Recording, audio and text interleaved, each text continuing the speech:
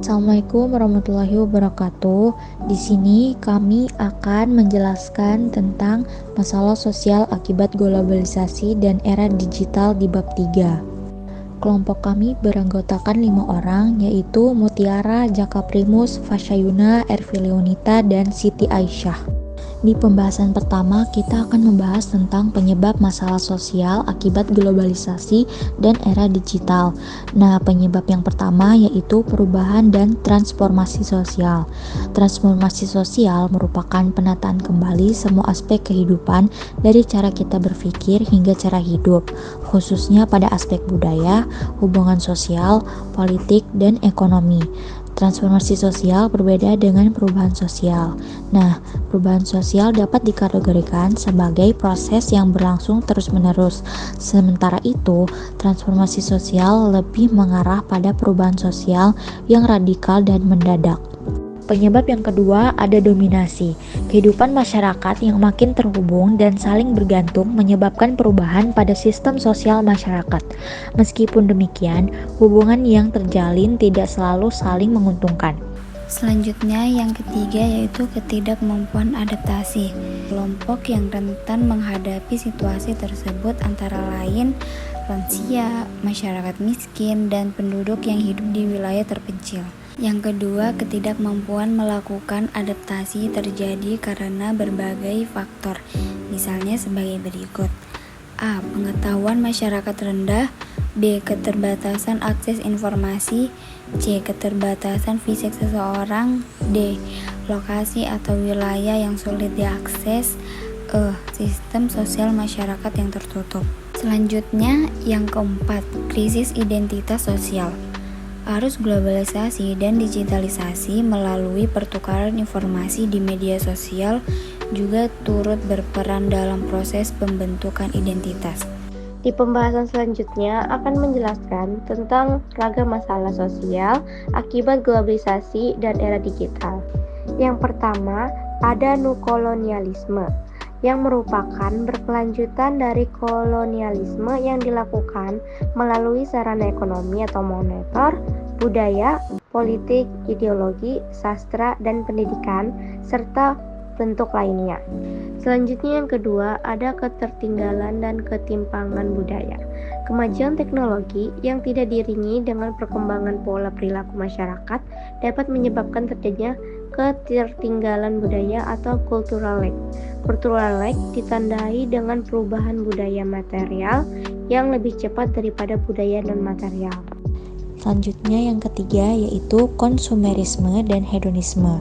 Konsumerisme dapat diartikan sebagai gaya hidup yang tidak rasional karena lebih mementingkan keinginan daripada kebutuhan. Konsumerisme dan hedonisme dapat menyebabkan terbentuknya sikap apatis, malas, dan ketidakpekaan sosial. Dan yang keempat yaitu ada kerusakan lingkungan.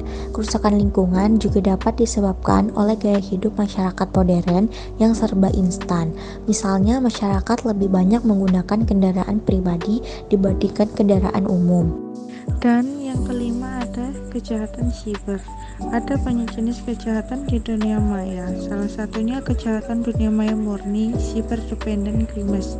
Jenis kejahatan ini dilakukan melalui serangan komputer jaringan komputer atau bentuk lain dari teknologi informasi komunikasi TIK. Pembahasan selanjutnya mengenai upaya mengatasi akibat globalisasi dan era digital. Yang pertama ada memperkuat nasionalisme. Nah, cara yang dapat dilakukan untuk memperkuat rasa nasionalisme itu ada 3. Yang pertama, melakukan refleksi sejarah melalui kunjungan ke tempat-tempat bersejarah, diskusi kebangsaan, dan membaca buku terkait perjuangan pahlawan bangsa. Yang kedua, ada mengikuti upacara bendera di sekolah secara khidmat. Yang ketiga, mengenal berbagai budaya bangsa, misalnya dengan mengunjungi museum, festival budaya, dan tempat bersejarah. Lalu, upaya mengatasi akibat globalisasi dan era digital selanjutnya yaitu ada mengembangkan kecakapan sosial.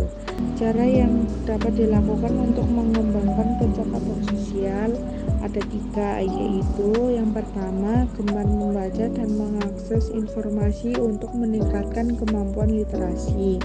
Yang kedua ada mengikuti kursus atau pelatihan sesuai bakat dan minat diri.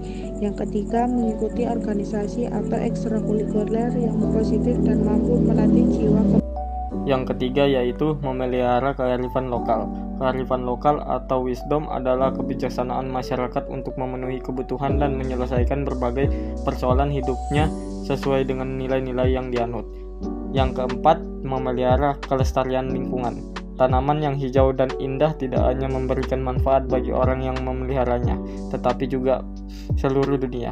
Oksigen yang dihasilkan oleh tumbuh-tumbuhan merupakan sumber kehidupan bagi makhluk hidup.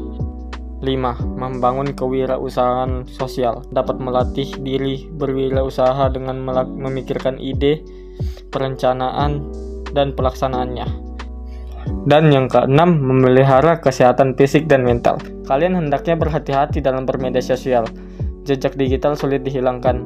Saat menggunakan media sosial, hindari konten-konten negatif seperti konten yang mengandung ujaran kebencian, pencemaran nama baik, dan pornografi. Kesimpulannya adalah perubahan sosial dapat dikategorikan sebagai proses yang berlangsung terus-menerus. Ada berbagai masalah sosial akibat globalisasi di era digital dan terdapat upaya yang dapat mengatasi masalah ini. Sekian dari kelompok kami, terima kasih. Wassalamualaikum warahmatullahi wabarakatuh.